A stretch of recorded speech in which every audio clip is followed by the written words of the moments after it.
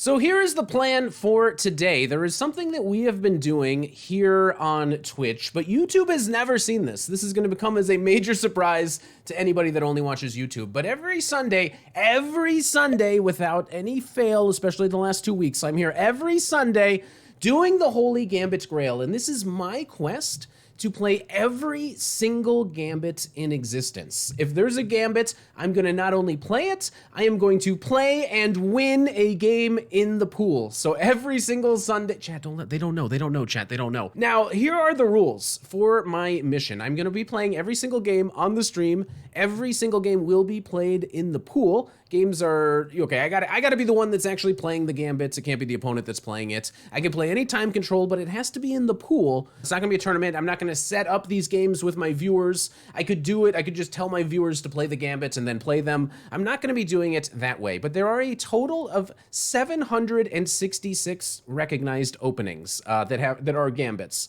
At least when we started this quest, that was very true. And there is the absolute list of all of the Gambits, so we're going to try to knock out every single one. If you see blue, it means I've already done it, at least on Twitch. But starting now, we are also going to be posting all of them onto YouTube. So if you're watching on YouTube, that means I have just completed a Gambit, and you are watching me about to play a game and win a game with some sort of Gambit. A lot of them are dubious, a lot of them seem impossible to get to, but I say that these are all of the ones so far because it's very possible that more have come into existence, because I started this quest on June 2nd, 2020. It is now January 22nd, right? It's January 22nd, 2023, and so far we have knocked out 19 of these, okay? This turns out to be a much more Herculean task than I originally thought it was gonna be, but it does, of course, mean we only have 747 left to go, and I also added some new tabs. So if you're on YouTube, you've seen 0 of these so far, but starting now, you'll begin to see these, and then I'll even leave a link to this if you want to check out the spreadsheet for yourself. If you want to see the YouTube videos in which Holy Gambit Grail, it was on YouTube, we made some small adjustments. And with that all being said, I now turn it over to chat, who will give me some suggestions for which openings they want to see on today's Holy Gambit Grail quest. The first one I see is Boden-Kieseritsky Gambit. This is something that you can play against the 2 Knights defense. This is as whites, right? The Boden-Kieseritsky is the Stafford Gambit, but in reverse. Let's check this one out first. And what I want to do is I want to be able to kind of analyze these just a little bit. We'll just do some very, very shallow, very basic analysis of the Kieseritsky, and then I'll ask you guys for one that maybe I can play as black. But if we get the white pieces today, we will be playing the Boden-Kieseritsky Gambits. And this also gives you an opportunity to see a little bit of the behind the scenes of how I might study an opening. I'm just going to study that. This is like my 1 to 2 minute shallow analysis of an opening, but it'll hopefully be helpful to anybody that's trying to like study openings or whatever. Now, in order to get the Boden-Kieseritsky, all you got to do is play the Italian game. Nothing hard about that. You get to the 2 knights. You play knight to c3. Then I need them to take here, which I suspect, because the higher rated you are, you can look at the Masters database, 55% of people are taking. I think most higher rated players will take this. There's a chance that they won't, so they might just develop their pieces, and I don't know, we'll make up some Gambit when that comes. But if they take, expecting the fork trick, this is where we just simply castle. This is the Boden-Kieseritsky. The fork trick, of course, is if I take here, they play d5, and they make sure that they get one of the pieces back. Instead, I will castle. And then we hope, I guess it doesn't even have to be accepted. I have already gambited, and this one is like minus 0.9. So I have compensation for the pawn. I got 0.1 fraction of a pawn as compensation. What if you start with castling? I suppose you would do it on this turn, which is maybe possible because I think most people will take here. Do most people don't take the pawn? The people I play are going to take the pawn. Come on. You can get there this way. This looks like an acceptable way to get to that same exact position. So that's good to know too. We can experiment with move orders if we need to. For now, I'll stick to this move order because I suspect this will work. And if they take, we need to see the idea. But essentially what we're doing with this one is we're playing a Stafford Gambit in reverse. And I actually kind of want to see, I'm going to be playing higher rated opponents. So I want to get an idea of what 2,000 plus rated people. Let's just see with the people that I'm going to play. They're going to be playing bishop to e7. All of my opponents will play here, but f6 is the computer move. So in a situation like this, we need to kind of get to know two things. What is perhaps most common, and then also what is the computer recommendation. It's the Stafford, flip the colors. So we're up a tempo. It's better than the Stafford. It's the Stafford, but you get another free tempo. So the question is, what if you start... this looks like that, and I think we answered all the questions. So if they play bishop to e7, wow, it's just a bad move. I play queen to d5, and I attack this pawn. If they castle, I can just take this back. That is upsetting. I don't want to just take the pawn back. But if it's best, I guess that's the deal. I'll just take the... Why don't we just take it back and be better? I would never. And I don't know why they don't play d6, but they play here. You go back to g3. Let's just get to know where the pieces go. They'll play something like d5. Bishop d3 makes a ton of sense to me, but also rook d1 makes a lot of sense. I mean, this just looks like slightly pleasant for white, but really nothing tremendously major. Let's say they go here, because that's most popular. I just want to get a general feel for where all the pieces go. I'll try to get my bishop on d3, this bishop on f4, begin bringing everything in, and just looks like I have a very slightly better position, but it's probably nothing serious. So if anything, how am I better? So it's not better by much, but it's just I get to kind of dictate some of the action of what goes on. If there's any chance I'm slightly more developed, you know, I'm a rook more developed, but obviously black is going to just start bringing things in. You know, maybe they'll just play like this. I'll maybe get this trade in, whatever. Rook takes. I'm more active on the e-file. It's not much, but you're a little bit more active on the e-file. Maybe I have some opportunities to swing over, you know, whatever. But black should probably be able to defend this. But that's okay.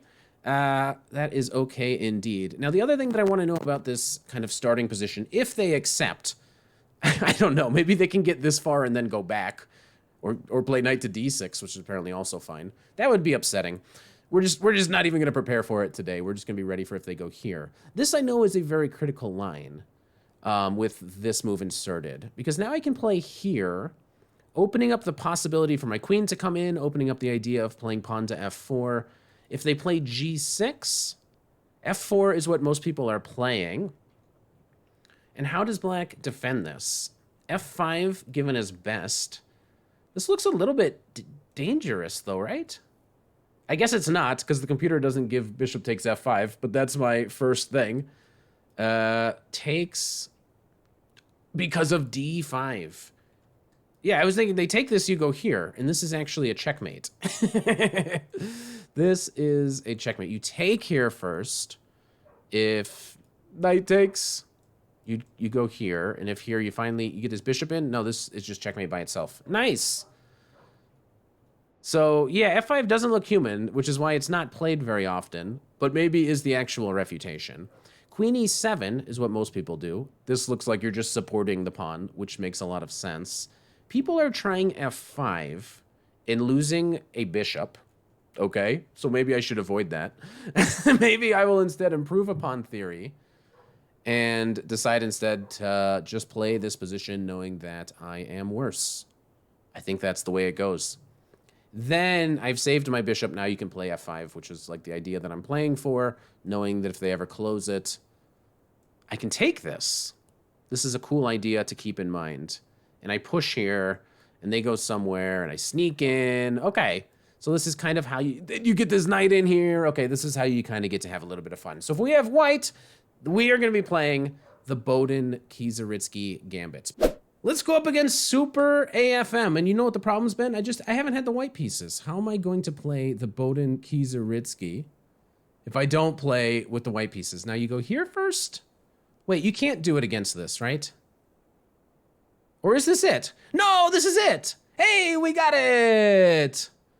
Let's go! Boden-Kieseritsky Gambit, my first ever. We did not look at this incredibly obvious move.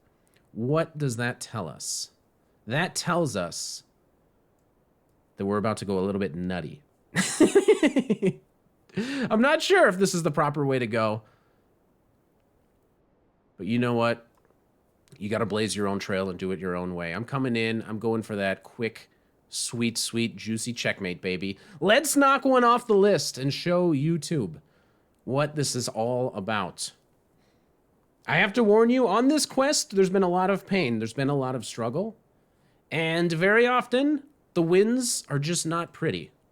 But today, this is going to be one of the most beautiful, epic wins of my entire life. I can already see it coming. Bam! You don't know who you're messing with.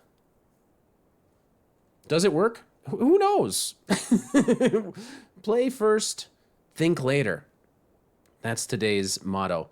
Give me one of these. Now, if you take back with the queen, I might be coming in. I've also introduced bishop takes g5. And I just saw this and said, let's go, bring it on. I just don't feel like messing around today, okay? I want to make sure that I win, but I win in beautiful, I almost said flamboyant style. I win in beautiful style. That's very important to my self-esteem on this quest. Boom, get hit with one of those. Bishop takes g5. Boom. But now, we play one really good move here, and the game is over. It might be here. It might be takes. Let's try this one. He does have a check, and I will have to move. I think my opponent is winning, but I dare them to survive. I'm trying to get the rook in, of course. Not that I need or encourage anybody to help me in the chat until the game's over. You make fun of me when the game's over. But I see this is what I think is going to happen. Because then if I can go here, he has time to block with the bishop. But we continue. We continue. I think the bishop is just pretty well posted here.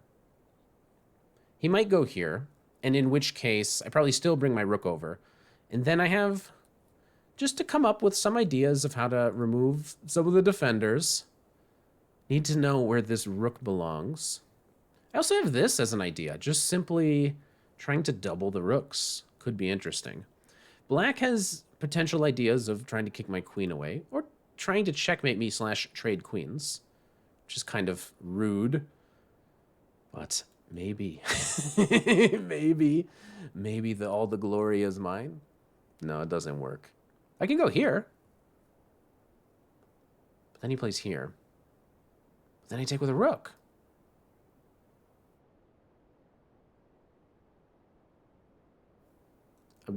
I'm giving it all. I'm giving this my all. If I gotta sack every last piece that I got, I'm gonna go for it. You have here. Now your bishop is still pinned.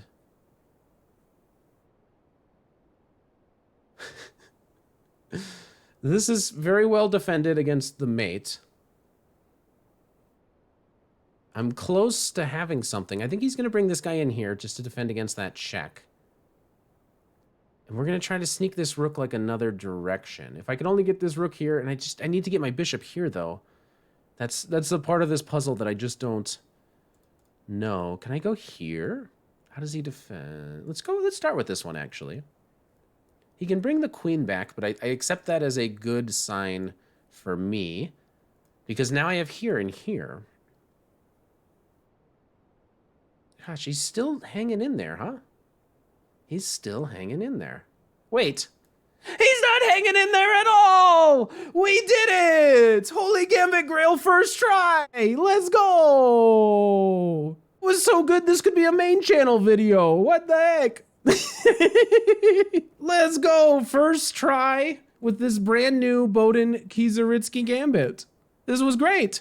So my opponent hit me with the move that I didn't see. We had just taken a quick look at this, and the moves that we studied were bishop e7, because that's the main move. And we took a look at pawn to f6, because that's the computer move. And then my opponent does this!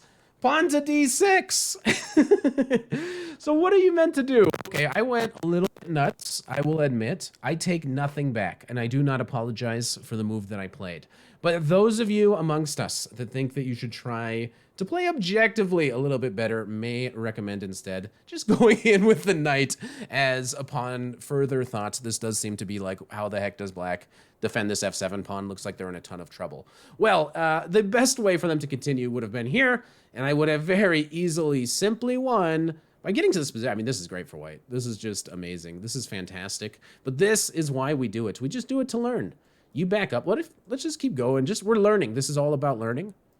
They say you can't learn from dubious gambits. What do they know? What do they know? So that's maybe the line that could possibly occur. I decided to do it the Schrantz way, which is you take on f7, and after the king takes back, you give this check. And wow, bishop e6 is actually the best move. I assumed, oh, if you play here, they can take with a queen. I assumed they wouldn't play bishop e6 because I would go here and win this bishop.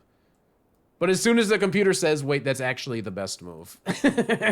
So my opponent actually had bishop to e6, but I think we both thought that was impossible. So he went back, now knight to g5. When do I take over? f4 is correct, h6 is correct. This move is fine. This move is fine. This is as good as moving the knight. So I would do this again, I would do this again. Queen to f7 is correct. Bishop takes is correct. No, rook over now. Which I did think about, but I didn't know. I just assumed I'm not getting enough material here. So I don't know. I just kept stuff on. I don't think I can trade here. Thinking about it in hindsight, I'd probably make the same move. I don't know. But I did notice this after I made my move, which could have been an issue, but whatever. It's just about potentially bringing stuff in. Queen to e6 is correct. Rook takes is correct. Look, we played a lot of good moves. As long as you can play a lot of good moves, you can play whatever the heck you want. Queen to f5, protecting this way while also keeping an eye on g5 is the idea that the opponent missed here. But when we deliver this, it is all over, baby. If you go here, I go here, you go here, get smashed. We would have won the game anyway. And with that, we get to mark it off the spreadsheet. So let's mark it off the spreadsheet. This is the Boden-Kieseritsky Gambit. And with that, we are up to 20 total gambits. Only 746 left to go. And our first YouTube video. And if you want to see me try to get another gambit like this on screen, make sure you subscribe to the channel and come follow me on Twitch. Name's Vampire Chicken. See you later. Bye.